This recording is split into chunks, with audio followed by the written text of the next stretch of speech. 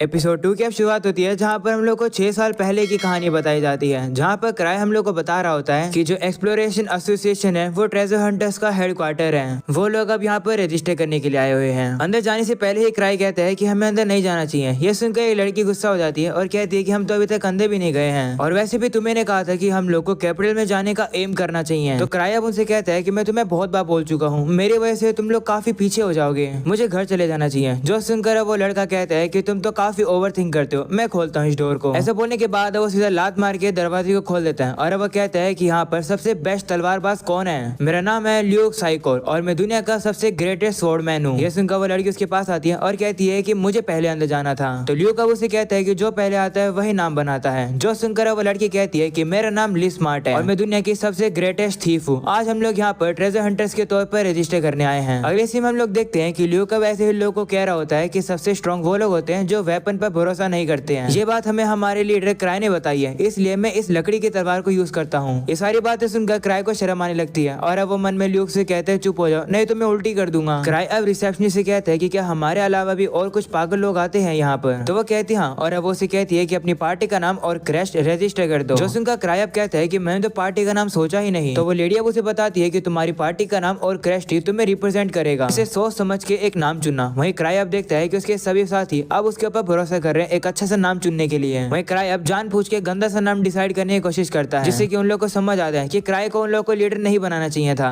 Cry अब कहता है कि मैं ऐसा नाम सोचूंगा जिससे लोगों को समझ ही नहीं आएगा कि हम लोग ताकतवर हैं। क्राई अब क्रैश बना देता है और अब उनकी पार्टी का नाम ग्रीविंग सोल्स रख देता है। वो क्रैश में एक स्कल बना देता है, जो देखने के बाद सभी लोग अब कहने लगते हैं कि ये तो काफी ज्यादा बुरा डिसीजन है। ये कैसे बकवास सा नाम हुआ और क्रैश हुआ, क्योंकि हम लोग तो हीरोज की पार्टी है ना, ऐसा नाम तो बेकार रहेगा। जो सुनकर क्राई कहता है कि अगर हम लोग इस नाम को यूज नहीं करेंगे तो मैं मोटिवेटेड नहीं रहूंगा। लगता है कि मैं तुम्हारे लीडर होने के तौर पर फेल हो गया हूँ, मुझे लगता है तुम्हारी पार्टी को लीव करना पड़ेगा। सुनकर सभी घबरा जाते हैं और अब उसे कहते हैं कि ये तो काफी अच्छा नाम है, हम लोग यही नाम रखेंगे। जिसके बाद अब क्राई सबमिट कर देता है इसी नाम को और इसी तरीके से उन लोगों का नाम पड़ गया है ग्रीविंग सोल्स। जिसके बाद हम लोग को प्रेजेंट का सीन दिखाया जाता है जहाँ पर क्राई टीनो के साथ ग्रेग और बाकी सभी लोग के पास आया है। ग्रेग अब क्राई से कहने लगता है कि मुझे कल विश्वास नहीं हो रहा था, पर क्या तुम सही में स्टेप्स के क्लैन मास्टर हो? तो वो कहते हैं हाँ। जो सुनकर ग्रेग कहते हैं कि इसका मतलब तुम 1000 ट्रिक्स हो। जो सुनकर गिलबर्ट भी हैरान हो जाता है और कहते हैं क्या तुम 1000 ट्रिक्स हो, और वो भी लेवल 8 पर। जो सुनकर टीनो से कहती है हाँ, अब तुम्हें पता चला ना कि मेरे मास्टर कितने ग्रेट हैं, अब उनके सामने घुटनों पर आ जाओ। ये सुनकर क्राई अब उसे कहता है कि ऐसा मत कहो। मैं क्राई अब कह रहा होता है कि 1000 ट्रिक्स मेरा एक सेकंड नाम है जो कि मुझे ग्रीवर्स के लीडर के तौर पर दिया गया है, क्योंकि जो हंटर्स काफी ज्यादा अच्छा एक स्टेटस अचीव कर लेते हैं तो उन लोग को एसोसिएशन के द्वारा एक स्पेशल नाम दिया जाता है और उन लोग को सेलिब्रिटीज की तरह ट्रीट किया जाता है। एक हंटर के लिए इस तरीके से स्पेशल नाम मिलना एक काफी बड़ी बात होती है। तभी गिलबर्ट क्राई से कहता है कि ऐसा हो ही नहीं सकता है कि तुम भी 1000 ट्रिक्स हो जो कि कैपिटल में सबसे स्ट्रॉन्गेस्ट है। देखकर लगता है कि तुमने कभी भी ट्रेनिंग नहीं करी है, चुपचाप से यहाँ से निकल जाओ। ये सुनकर टीनो से कहती है कि तुम बेवकूफ हो, तुम मास्टर की असली ताकत रिकॉग्नाइज ही नहीं कर पा रहे हो। ये सुनकर क्राई टीनो को शांत होने के लिए कहता है। तो टीनो अब उसे कहती है कि मैं गिलबर्ट के साथ काम नहीं कर सकती हूँ, जो इस तरीके से बातें करते हैं वो काफी बेकार होते हैं। ये सुनकर क्राई मन में कहता है कि तुम परफेक्टली मुझे डिस्क्राइब कर रही हो, वैसे किसने कहा कि मैं कैपिटल में सबसे स्ट्रॉन्गेस्ट हूँ? तभी उसे याद आता है कि ये बात तो लिस और ल्यूक ने फैलाई है कि क्राई सबसे ताकतवर है। क्राई अब उन लोगों से कहता है कि तुम लोग को डिटेल पता चल गई होगी, तो क्या तुम लोग काम करोगे? क्या तुम तीनों टीनों की मदद करोगे इस जॉब को पूरा करने में? तो गिलबर्ट अब उसे कहता है बिल्कुल भी नहीं, आखिर मैं तुम्हारी बात क्यों मानूं? ये सुनकर ग्रेग अब गिलबर्ट से कहता है शांत हो जाओ, तुम्हें पता भी है तुम किससे लड़ रहे हो। क्राई का लेवल 8 है, वहीं पर गिलबर्ट को तो अभी भी विश्वास नहीं हो रहा होता है कि क्राई ही सबसे स्ट्रॉन्गेस्ट पार्टी का लीडर है। वो कहता है कि भले ये लेवल 8 पर हो पर मैं लेवल 4 पर हूँ। ये सुनकर क्राई अब गिलबर्ट से कहते हैं ठीक है, तुम्हें मदद करने की जरूरत नहीं है। वो अब ग्रेग से कहते हैं तुम तो मदद करोगे ना? तो वो कहते हैं ठीक है। जो सुनकर क्राई अब रूडा से कहता है कि क्या तुम काम करोगी, क्योंकि तुम पहले से व्हाइट वुल्फ डैन में जाना चाहती थी तो तुम्हारे लिए परफेक्ट रहेगा। ये सुनकर वो थोड़ी सी नर्वस होती है। वहीं एक बार अब गिलबर्ट कहता है तुमने क्या कहा, तुम मुझे आउट कर रहे हो? तो क्राई कहते हैं हाँ, और अब वो टीनो से कहते हैं कि अगर तुम्हें और मदद की जरूरत हो तो क्लैन में से किसी को भी ले लेना। जो सुनकर टीनो प्यार से उसे कहती है कि मास्टर क्या आप हमारे साथ आ सकते हो, जिस पर क्राई मना कर देता है। जो सुनकर वो थोड़ी सी उदास हो जाती है। इसके बाद क्राई अब ग्रेग और रूडा से कहते हैं ठीक है, मैं तुम पर भरोसा कर रहा हूँ, टीनो की मदद करना। ऐसा बोलने के बाद वो वहाँ से जाने लगता है। तभी अब अचानक से गिलबर्ट क्राई को चैलेंज दे देता है। वो अब अपनी तलवार बाहर निकालकर क्राई के सामने रख देता है और कहता है कि अगर मैं तुमसे हार जाऊंगा तो मैं टीनो की मदद करने के लिए चला जाऊंगा, क्योंकि मैं किसी भी कमजोर पर्सन की बात नहीं सुनता हूँ। जो सुनकर क्राई अब उसे कहते हैं ठीक है, पर तुम मुझसे नहीं लड़ोगे बल्कि तुम पार्टी की लीडर टीनो से लड़ोगे। तो अब टीनो भी मान जाती है और अब वो गिलबर्ट से कहती है कि मैं तुम्हें सबक सिखाऊंगी, क्योंकि तुमने मास्टर को काफी कुछ बुरा बोला है, मैं तुम्हें छोड़ूंगी नहीं। अगले सीन में अब हम देखते हैं कि टीनो तैयार हो जाती है लड़ने के लिए और अब वो क्राई को अपनी फ्लेक्सिबिलिटी दिखा रही होती है। इस चीज को तो क्राई इग्नोर कर रहा होता है। वहीं गिलबर्ट अब कहने लगता है कि उस रिंग वाले इंसिडेंट के दौरान मैं केयरलेस था, पर टीनो आज मैं तुमसे नहीं हारूंगा। ऐसा बोलने के बाद वो क्राई से कहता है कि टीनो को हराने के बाद मैं तुमसे लड़ूंगा। जो सुनकर क्राई भी अब थोड़ा सा डर जाता है और अब वो मन में कहता है कि मैं इससे क्यों लड़ूंगा, मैं इससे लड़ना नहीं चाहता हूँ। जिसके बाद अब क्राई गिलबर्ट को बताता है कि वैसे टीनो लेवल 4 पर है। जो सुनकर गिलबर्ट थोड़ा सा हैरान हो जाता है। तभी टीनो अब गिलबर्ट से कहती है कि मास्टर के कंपेयर में मैं कुछ भी नहीं हूँ, पर मैं तुमसे नहीं हारूंगी। ऐसा बोलने के बाद वो अपने सभी वेपन को नीचे उतार देती है और कहती है कि मैं होल्ड बैक करूंगी, जिससे कि मैं तुम्हें गलती से मार ना दूं। ये देखकर रूडा कहती है कि क्या टीनो सही रहेगी। वहीं ग्रेग कहता है कि मुझे तो नहीं लगता कि वो टिक पाएगी, क्योंकि वो एक थीफ है। जो सुनकर क्राई भी कहते हैं हाँ ग्रेग बिल्कुल सही कह रहे हैं, भले वो सेम लेवल पर है, टीनो सोलो रहती है, यानी कि वो गिलबर्ट से काफी बेहतर है और उसके पास काफी एक्सपीरियंस भी है। पर टीनो के लिए सबसे बड़ा प्रॉब्लम गिलबर्ट का रेलिक रहने वाला है, जो कि ये स्वॉर्ड है। अगर गिलबर्ट इसे अच्छे तरीके से यूज करेगा तो वो टीनो को हरा सकता है। तभी हम देखते हैं कि गिलबर्ट अपनी तलवार को नीचे रख देता है और अब वो टीनो से कहता है कि मुझे अंडर एस्टिमेट मत करो, मुझे भी किसी अनआर्म्ड लड़की से लड़ने के लिए कोई वेपन की जरूरत नहीं है। ये सुनकर क्राई अब मन में कहता है गिलबर्ट तो गया,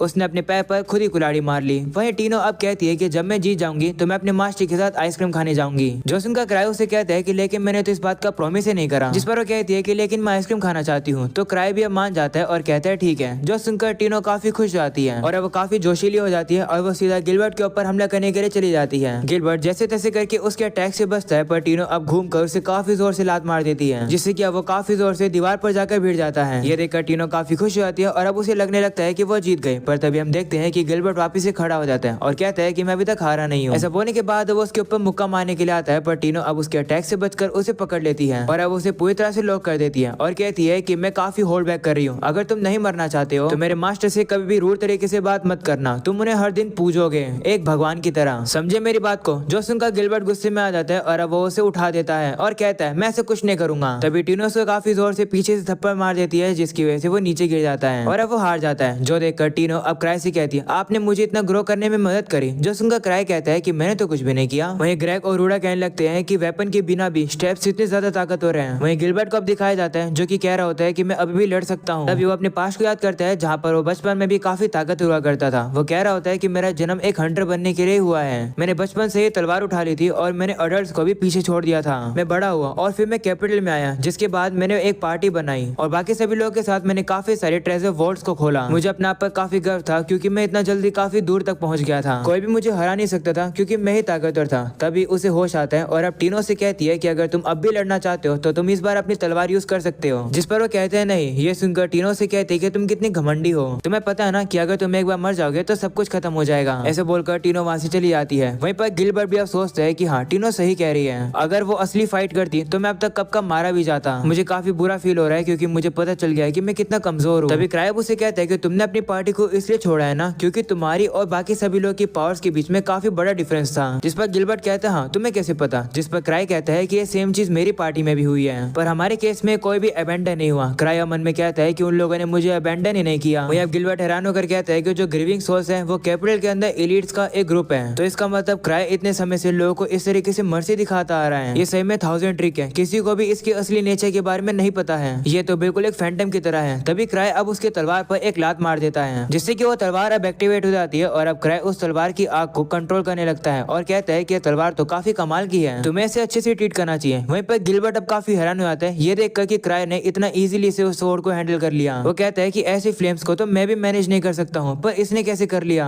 इसने तो तलवार को पकड़ा भी नहीं, ये नहीं हो सकता है, ये तो एक मॉन्स्टर है। और इसी में क्राई हम लोग को बता रहा होता है कि इस दुनिया का जो कोर सब्सटेंस है उसे माना मटेरियल कहा जाता है। माना मटेरियल हर जगह है पर उसे नेकेड आई से नहीं देखा जा सकता है। और जो ट्रेजर वॉल्ट्स हैं वो एक फिनोमिना है जहाँ पर ले लाइंस और बाकी के फोर्सेस जो कि माना मटेरियल को कंडेंस करते हैं, वो चीज दुनिया की कोर से मेमोरीज को भी एक्सट्रैक्ट करती है। भले ही वो रूल्स जो कि इसे गवर्न करते हैं उन्हें अलग अलग लैंड्स में स्टडीज किया जाता है, पर फिर भी अभी तक उसे अच्छे से नहीं समझा जा सका है कि माना मटेरियल है क्या। जो व्हाइट वुल्फ डैन है वो भी ट्रेजर वॉल्ट्स में से एक है। उस जगह पर वुल्फ मॉन्स्टर्स रहा करते थे जिन्हें सिल्वर मून्स कहते थे, पर वो सभी वुल्फ को मार दिया गया क्योंकि लोगों को उनके फर चाहिए थे। और फिर उसी के बाद वहाँ पर एक ट्रेजर वॉल्ट अपीयर हुआ और साथ में एक खून पीने वाला वुल्फ फैंटम भी। इन सारी बातों को क्राई पढ़कर कह रहा होता है कि हिस्ट्री तो काफी स्केरी है, वो लोग सेफ तो रहेंगे ना। तो एवाब उसे कहती है कि तुम्ही ने तो उन लोगों को वहाँ भेजा है। तो क्राई कहता है कि वॉल्ट का सिर्फ लेवल 3 है और वैसे भी वो लोग 4 हैं, वो लोग ठीक रहेंगे और वैसे भी टीनो एक लेवल ज्यादा है। पर गिलबर्ट के बारे में इन्फॉर्मेशन देने के लिए शुक्रिया। वो ये जानकर काफी ज्यादा शौक हो गया था जब मैंने वो रीजन गैस कर लिया जिसकी वजह से उसने पार्टी को लेफ्ट किया था। तो एवा कहती है कोई बात नहीं, वैसे मैंने सुना कि तुमने ट्रेनिंग हॉल से रेलिक के साथ काफी तमाशा कर दिया। तो क्राई कहते हैं कि चिंता की बात नहीं है, उसे मैं इमीडिएटली कंट्रोल कर सकता था। गिलबर्ट भी उसे थोड़ा बहुत यूज कर पाता अगर उसे कुछ पता होता तो। क्राई अब अपने रेलिक्स को साफ करता है और कहता है कि रेलिक्स काफी कमाल के होते हैं, वो अलग अलग शेप्स में होते हैं, उनका काम भी अलग अलग होता है, जिस वजह से उन्हें कलेक्ट करने में मजा आता है। गिलबर्ट के पास जो रेलिक है वो भी काफी कमाल का है, काश वो अपने रेलिक को मुझे बेच दे। जो सुनकर अहबाब उसे कहते हैं कि तुम फिर से पैसे वेस्ट करने की सोच रहे हो, तुम्हारे पास ऑलरेडी काफी सारे रेलिक हैं। तो क्राई कहते हैं हाँ तुम सही कह रहे हो, पर फिर भी हर रेलिक का अलग अलग काम होता है, इसलिए मुझे उन्हें कलेक्ट करने में मजा आता है। और जो रिंग्स है वो काफी कमाल की होती है, जैसे की shooting ring, safety ring protection के लिए, और आउल आई भी जो की अंधेरे में देखने में मदद करती है। तो अहबाब उसे कहती है कि चाहे कुछ भी हो, पर मैंने सुना है कि तुमने सिटी से काफी सारा लोन ले रखा है। वहीं क्राई अब कहने लगता है कि ग्रीवस जो भी प्रॉफिट कमाती है वो सारे मेंबर्स में इक्वली बढ़ता है, भले अगर किसी मेंबर ने काम ना करा हो तो भी। तो भले ही मैं काम नहीं करता हूँ फिर भी मुझे काफी पैसा मिलता है। तभी क्राई अब कहते हैं ओ मुझे याद आया, मुझे तो अपने रैली को चार्ज करना था। अगले सीन में वो अब एक लड़की के पास आता है अपने रैली को चार्ज करवाने के लिए, और अब वो कहता है माफ करना अचानक से आने के लिए, जिस पर वो कहती है कोई बात नहीं, वैसे भी मैं हंट पर जाने वाली थी तो तुम टाइम पर आ गए। वहीं वो बंदा अब क्राई से कहता है कि तुम हमारी काफी मदद करते हो, तो हम भी कर रहे हैं। जो सुनकर क्राई मन में कहता है कि इन लोगों की असलियत में मदद एवा और क्राई करते हैं। तभी वो बंदा क्राई से कहता है कि क्या तुमने सुना है कि नॉर्थ के रोड पर एक खतरनाक फैंटम अपीयर हुआ है, उसने एक पूरी गार्डेड कैरावैन को डिस्ट्रॉय कर दिया। उस जगह पर 3 लेवल के 3 गार्ड्स थे, पर फिर भी वो लोग मारे गए। इसका मतलब फैंटम काफी ताकतवर है। जो नाइट्स ऑफ थर्ड ऑर्डर है वो अभी लोगों को रिक्रूट कर रहे हैं एक्सटरमिनेशन पार्टी बनाने के लिए, जिससे कि उस फैंटम को हरा सके। लोग कहते हैं कि वो फैंटम के पास एक वुल्फ का फॉर्म है और वो जगह व्हाइट वुल्फ डैन के काफी क्लोज है, शायद से वो मोस्टर वहीं से आया है। जो सुनकर क्राई अब थोड़ा सा घबरा जाता है। वहीं वो लड़की अब कहने लगती है कि शायद से फैंटम्स की मास स्पॉनिंग हो रही है, इस समय पर वो जो ट्रेजर वॉल्ट है वहाँ पर काफी सारे वुल्फ्स होंगे। इसके बाद अब वो क्राई के रैली को चार्ज करके उसे दे देती है। वहीं क्राई अब सोच रहा होता है कि कहीं वो फैंटम व्हाइट वुल्फ डैन के अंदर तो नहीं है, मुझे तो उनकी चिंता हो रही है। पर फिर भी टीनो काफी ताकतवर है और ग्रेग के पास भी थोड़ा सा एक्सपीरियंस है, गिलबर्ट भी साथ में है, तो शायद से वो लोग ठीक रहेंगे। तब वो बंदा कहते हैं कि अगर व्हाइट वुल्फ डैन की बात करें तो मैंने सुना है कि वहाँ के फैंटम्स ताकतवर हो रहे हैं, शायद से वो अपने लेवल भी चेंज करते हैं। जो सुनकर क्राई अब थोड़ा सा और डर जाता है। वो लड़की अब कहती है कि चाहे कुछ भी हो वो एरिया इस समय पर काफी खतरनाक है। एक रुडोल्फ की पार्टी वहाँ पर गई थी जो कि मिसिंग हो गई थी। पार्टी के अंदर फेमस लेवल 5 का लेंसर था। ये सुनकर क्राई फिर डर जाता है और कहता है क्या लेवल 5 का, जिसके बाद अब वो उसी जॉब को पढ़ता है और अब उसे पता चलता है कि जॉब में जिन लोगों को ढूंढना है वो रुडोल्फ का ही ग्रुप है और बाकी के जो लोग मिसिंग है वो भी लेवल 5 के हंटर्स हैं। जो देखकर क्राई कहता है कि ये तो मैंने पढ़ा ही नहीं था। क्राई थोड़ा परेशान दिख रहा होता है तो बंदा उसे कहता है क्या हुआ, जिस पर क्राई कहते हैं कुछ नहीं,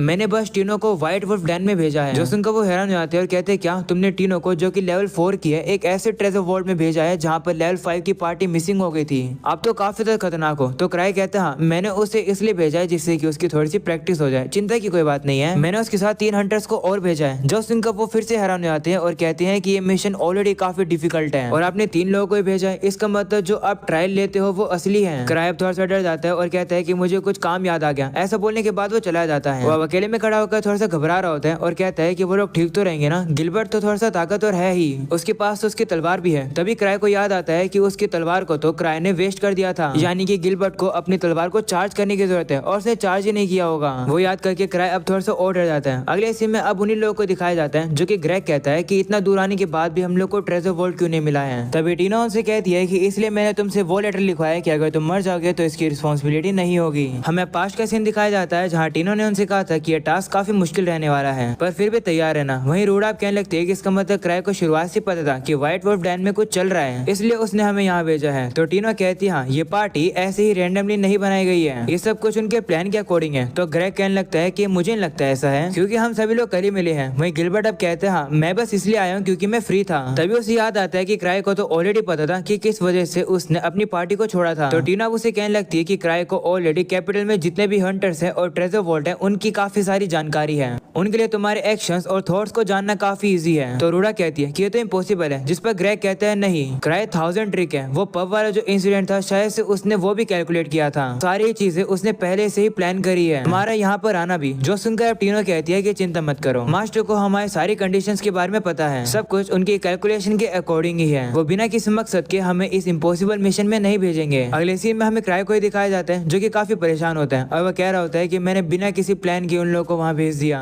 मैं होप करता हूँ कि अगर चीजें मुश्किल हो जाए तो वो लोग वापस आ जाएं, पर मुझे पता है कि टीनो इतना जल्दी गिव अप नहीं करेगी, भले अगर मैं बैकअप को बुलाना चाहूँ तो भी काफी टाइम लगेगा और कोई जाएगा भी नहीं, इसका मतलब मुझे ही जाना पड़ेगा। अगर मैंने जल्दी करी तो उनके ट्रेजर वॉल्ट के पहुंचने से पहले ही मैं उन्हें रोक सकता हूँ। मैं उन्हें ये कहूंगा कि कोई गलती हो गई है जिससे कि वो लोग रुक जाएं और बाद में मैं आर्क या फिर किसी और से कह दूंगा उस मिशन को कंप्लीट करने के लिए। जिसके बाद क्राई अब एक सीक्रेट कमरे को खोल देता है। दूसरी तरफ हम लोग को टीनो और बाकी सभी लोग को ही दिखाया जाता है जो कि अब आगे बढ़ रहे होते हैं। तभी अचानक से उन लोगों के सामने एक काफी पावरफुल फैंटम आ जाता है। वो उसे देखकर काफी डर जाते हैं क्योंकि उस फैंटम के पास एक स्वॉर्ड और एक आर्मर है, यानी कि वो कोई नॉर्मल वुल्फ मॉन्स्टर नहीं है। टीनो अब कहने लगती है, मास्टर आप हमेशा मेरी एक्सपेक्टेशन को पार कर देते हो। हम अब देखते हैं कि वो फैंटम अब उन लोगों से लड़ने के लिए तैयार हो जाता है। अगले सीन हम लोग क्राई को देखते हैं जो कि उस कमरे में आकर अपने लिए कोई काम के रेलिक्स को ढूंढ रहा होता है, पर उसे कुछ मिल ही नहीं रहा होता है। तभी अचानक से उसे एक लॉकर मिल जाता है। उससे उसके दिमाग में कुछ आइडिया आ जाता है और अब वो उसके अंदर की रैलिक को लेकर बाहर आ जाता है। उसके हाथ में काफी सारे रेलिक्स होते हैं। तभी एवा वहाँ पर आ जाती है और कहती है कि तुम इतने सारे रेलिक्स का क्या करोगे। तो क्राई कहता है कि मैं बस वॉक पर जा रहा हूँ, जिस पर एवा कहती है कि मुझे पता है कि तुमने ऑलरेडी सारी चीजों को कैलकुलेट कर रखा था, पर फिर भी तुम्हें उनकी चिंता हो रही है ना। तभी वो उसके पास एक लॉकेट को देखती है और कहती है कि ये तो सीट्री स्लाइम है, ये क्या कर रहा है तुम्हारे पास। तो क्राई अब जल्दी से उसे छुपा लेता है और कहता है कि मैं ऐसी थोड़ी किसी चीज को यूज करूंगा जो कि इंपीरियल लॉस को वायलेट करते हो। क्राई अब कहने लगता है कि जितने भी रेलिक्स मैं यूज कर सकता हूँ ऑफेंस के लिए वो माना से यूज किए जाते हैं, तो मैं इस रैली को अपने साथ लेकर जाऊंगा जिससे कि ये मेरे काम आ सके। वो अब जा रहा होता है। तभी एवा उसे कहती है कि क्या तुम श्योर हो कि तुम अपने साथ किसी और को नहीं लेकर जाओगे। तो क्राई कहते नहीं, अगर मैं किसी को ले भी जाऊंगा तो ये रैलिक सिर्फ एक ही पर्सन पे काम करता है। ऐसा बोलने के बाद वो एक उड़ने वाले रैलिक को एक्टिवेट करके उड़ जाता है। उस रैलिक को देखकर एवा कहने लगते है कि शायद से तो वही रैलिक है जो कि ह्यूमन मिसाइल इंसिडेंट से आया है, जो कि काफी डेंजरस है और इसकी सेफ्टी बिल्कुल जीरो है। इसके अंदर तो कोई ब्रेक भी नहीं है और इसका कोई स्टीयरिंग व्हील भी नहीं है। ये रैलिक पूरी तरह से डिफेक्टिव है, इसे नाइट हाइकर कहते हैं। मैं होप करती हूँ कि क्राई ठीक रहे। वही हम क्राई को देखते हैं जो कि काफी तेज से उड़कर जा रहा होता है। वो अपनी खुद की स्पीड को कंट्रोल नहीं कर पा रहा है, जिसकी वजह से वो काफी डर रहा है। और अब यही हो जाता है ये एपिसोड खत्म। उम्मीद है कि तुम लोग को ये एपिसोड पसंद आया होगा। पसंद आया हो तो लाइक कर देना, चैनल पर नए हो तो सब्सक्राइब कर देना। मिलते हैं नेक्स्ट एपिसोड में, तब तक के लिए बाय बाय।